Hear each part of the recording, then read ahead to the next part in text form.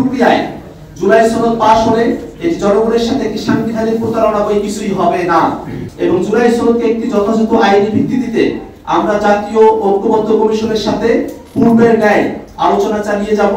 জুলাই সনদ বাস্তবায়ন পদ্ধতি সম্পর্কে জাতিকে ধোঁয়াশায় রাখা হয়েছে।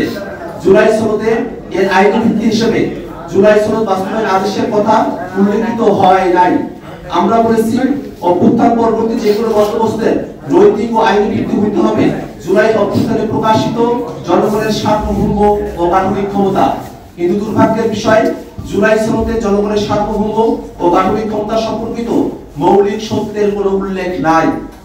সনদ বাস্তবায়নের একটি প্রক্রিয়া হিসেবে সকল রাজনৈতিক দল গণভোটে সম্মত হলেও কোন গণভোটের আইনি কাঠামো তথা জুলাই সনদ বাস্তবায়ন আদেশের কথা সনদে বিবৃত হয় নাই। অপরদিকে জুলাই সনদে রাজনৈতিক দলগুলো সংবিধানের এমন কিছু অনুচ্ছেদ পরিবর্তনের ব্যাপারে সম্মত হয়েছে যা বিদ্যমান সংবিধানের তথাকথিত বেসিক স্ট্রাকচারের আওতাভুক্ত।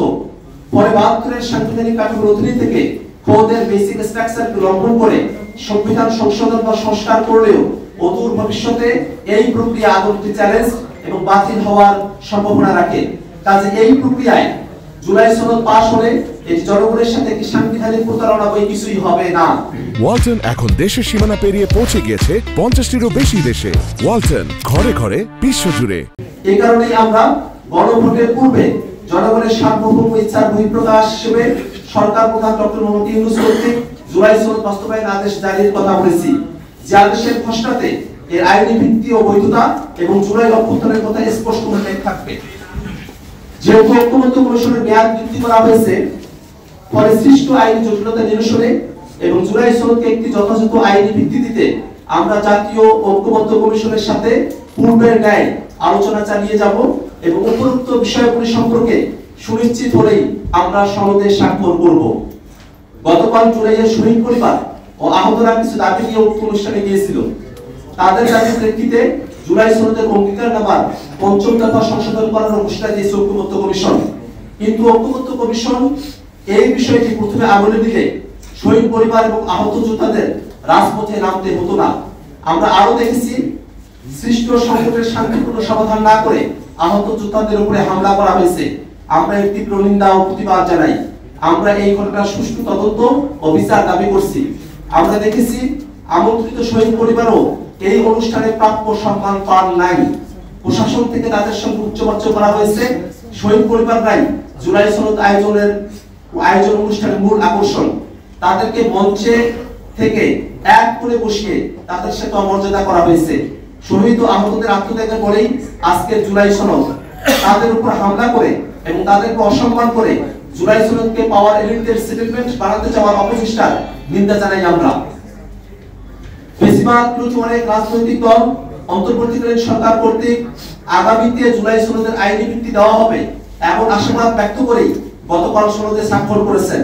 আমরা আশা করছি ঐক্যবদ্ধ কমিশনে জুলাই সনদের আইনি ভিত্তি সংক্রান্ত আগামী কয়েকদিনের আলোচনায় আমাদের অবিচল লড়াইয়ে আমরা তাদেরকে জনগণের পাশে পাব। কোনো অবস্থাতেই জুলাই সনদকে জুলাই ঘোষণাপত্রের ন্যায় আইনি ভিত্তিহীন রাজনৈতিক সমঝোতার দলিল বা জেন্টলম্যানস এগ্রিমেন্টে পর্যবেসিত করা যাবে না। আমরা আশা করছি অন্তর্বর্তীকালীন সরকার জুলাই অভ্যুত্থানের প্রতিবাদ জনগণের অভিপ্রায়কে ধারণ করে জুলাই সনদের আইনি ভিত্তি ও বাস্তবায়নে কার্যকর উদ্যোগ গ্রহণ করবে। কিভাবে সেই আইনি ভিত্তি প্রদান এবং জুলাই আদেশের খসড়া তাদের কাছে উপস্থাপন করতে হলেই তারা সর্বাত্মকভাবে আশ্বস্ত হবেন বলে আমাদের কাছে প্রতীয়মান হয়েছে।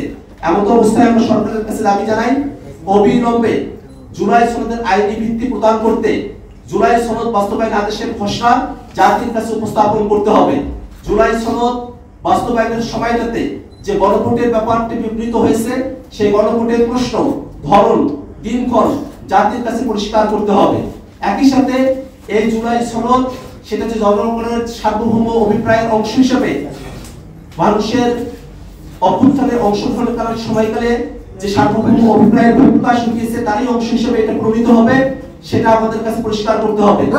আমরা একই সাথে দাবি জানাই যে জুলাই সনদ যে সংবিধানের মৌলিক কাঠামোগুলোতে পরিবর্তন সাধন করবে, সামনের সংসদকে যে গাঠনিক ক্ষমতা দেওয়া হবে সেই গাঠনিক ক্ষমতার বলেই সামনে যে সংবিধান প্রণীত হবে সেই সংবিধানকে 2026 এর সংস্কারযুক্ত সংবিধান হিসেবে অভিহিত করতে হবে।